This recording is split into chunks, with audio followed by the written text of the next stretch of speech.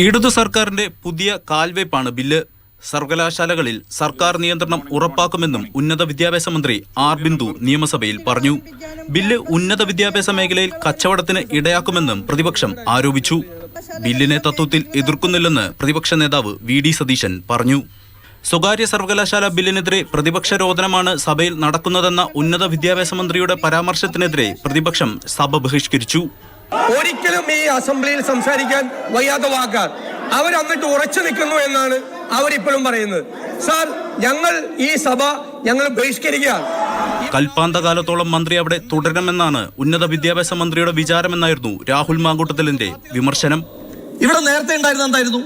Governor രാജായിരുന്നു. Governor Raj മാറ്റിയിട്ട് ഇപ്പൊ എന്താക്കി? മന്ത്രി രാജാക്കി.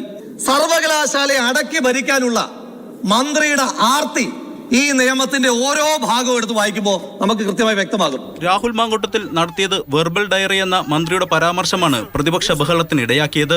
ഈ സഭയിലെ പുതിയ മെമ്പർ രാഹുൽ മാങ്കൂട്ടം ഇവിടെ ഒരു വെർബൽ ഡയറിയ കാഴ്ചവെക്കുകയുണ്ടായി. നാലാംകിട മകന്റെ പ്രായമുള്ള ഒരാൾ തന്നെ പറഞ്ഞാൽ തനിക്കും പറയാൻ അവകാശമുണ്ടെന്ന് മന്ത്രി ആർ ബിന്ദു പറഞ്ഞു. രാഹുലിനെ മന്ത്രി പോടാ ചെറുക്ക എന്ന് വിളിച്ചെന്ന് പ്രതിപക്ഷ നേതാവ് പറഞ്ഞു. ഇവര് നേരത്തെ മൈക്കില്ലാതെ സംസാരിച്ചത്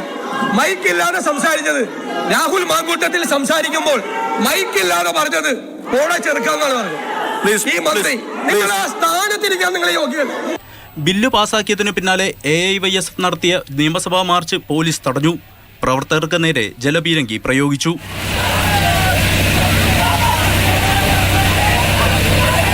ന്യൂസ് ഡെസ്ക്, മാതൃഭൂമി ന്യൂസ്.